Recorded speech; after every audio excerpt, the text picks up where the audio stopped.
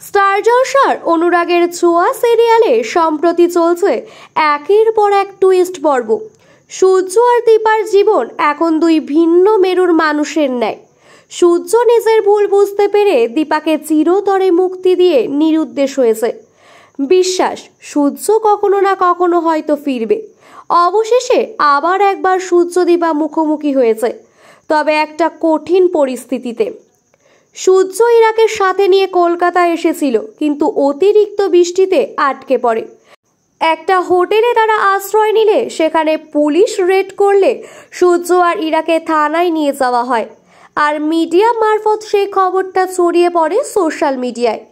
এই খবরের জেরে সূর্য, দীপা, অর্জুন সকলেই অস্বস্তিতে পড়ে গিয়েছিল, কিন্তু এই খবর রেহাই দেয়নি সোনা রূপাকেও। সুস্থ হতেই সোনা রূপা স্কুলে যায়।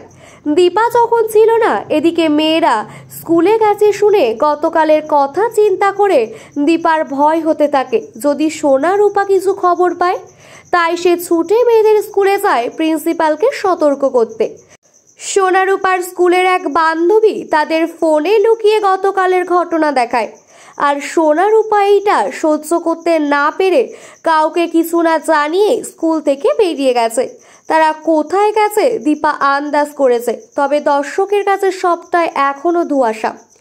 এদিকে স্কুলে নিজের সহপাঠীদের সাথে এমনটা করায় সেই ছাত্রীর মা মেয়েকে কোনো রকম প্রশ্রয় দেয়নি, বরং তাকে স্কুলে প্রিন্সিপালের সামনে নিয়ে আসে।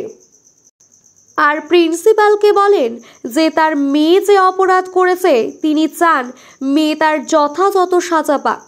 তাকে স্কুল থেকে তাড়িয়ে দেওয়ার কথাও তিনি বলেন, কিন্তু দীপা প্রিন্সিপালকে ওই মেয়েটির হয়ে অনুরোধ জানায় যে বাচ্চারা তো বাড়ি থেকেই সবটা শেখে, তাই বাচ্চাটাকে বুঝিয়ে আর একটা সুযোগ দেওয়া উচিত।